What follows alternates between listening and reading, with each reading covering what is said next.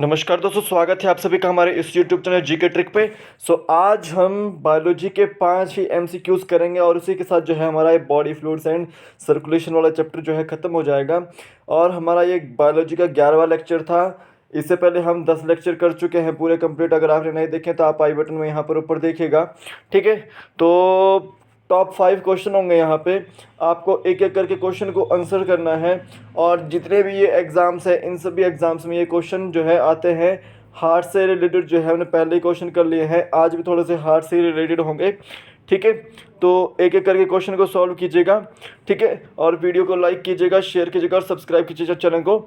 अब देखिए यहाँ पे हमारी एक जीके ट्रिक ऐप है, इसको डाउनलोड कर लीजिए। सबसे पहले तो यहाँ पर आपको HP टेट आर्ट्स और HP TST आर्ट्स के नोट्स जो है अवेलेबल हो जाएंगे। जैसे अगर आप कोई तैयारी कर रहे हैं एग्ज़ाम की या HPSC के किसी भी एग्ज़ाम की तैयारी कर रहे हैं तो आपके लिए नोट्स यहाँ पर अवेलेबल हो जाएंगे।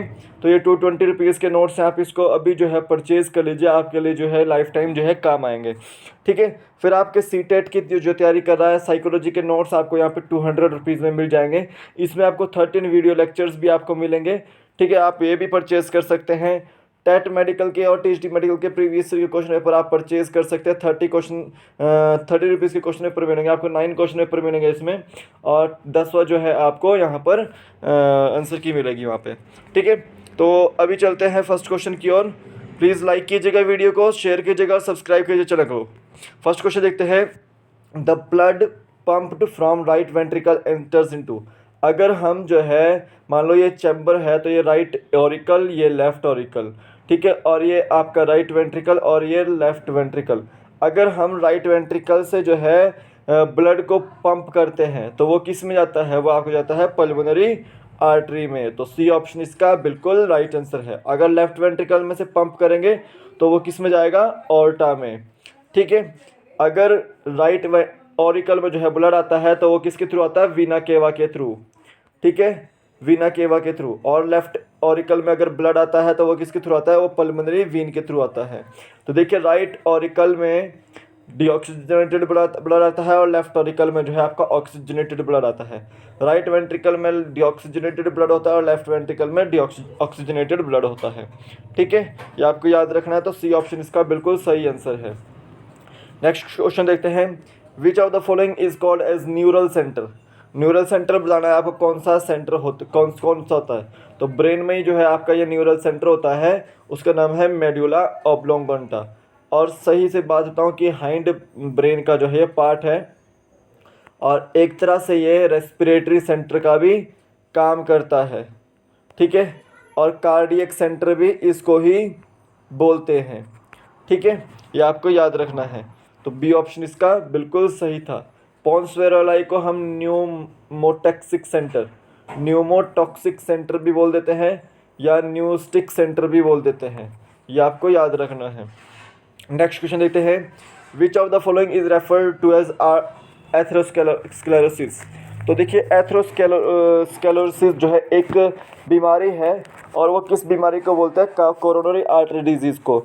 इसमें जो वेसल्स जो होती है वो अफेक्ट होती है, ठीक है। और यहाँ पर क्या होता है कि कैल्शियम और फैट का जो है डिपोजिबल हो जाता है या कोलेस्ट्रॉल का डिपोजल हो जाता है या फाइब्रस टिश्यूज़ का हो जाते हैं, ठीक है। और यहाँ पर जो है आर्टरीज जो होती है वो नैरो हो जाती है, तो उसकी वजह से कोरोनरी आर्टरी डिजीज़ होती है या फिर एथेरोस्क्लेरोसिस होती है। तो सी ऑप्शन इसका राइट आंसर है। नेक्स्ट क्वेश्चन देखते हैं।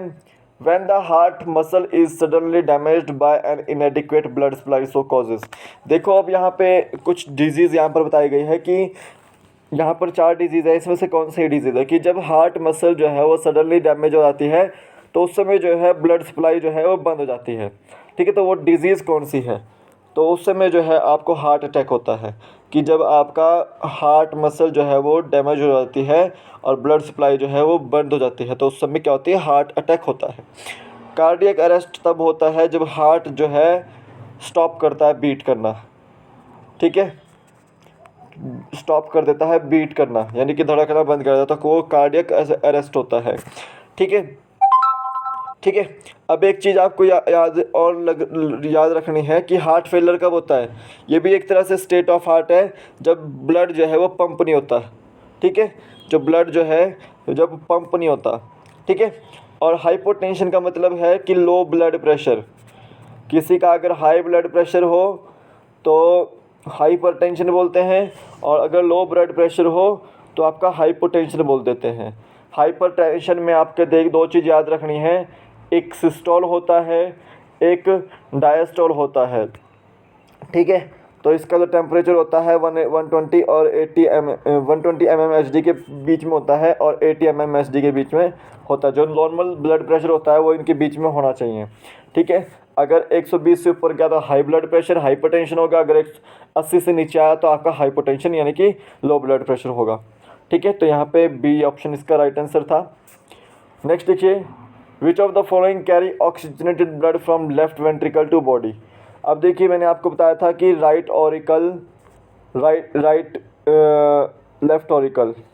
लेफ्ट वेंट्रिकल और लेफ्ट वेंट्रिकल। तो लेफ्ट वेंट्रिकल से कौन जो है ऑक्सीजनेटेड ब्लड ले जाती है, तो ऑर्टा जो है वहाँ से ऑक्सीजनेटेड ब्लड ले जाती है। तो डी ऑप्शन इसका राइट आंसर है।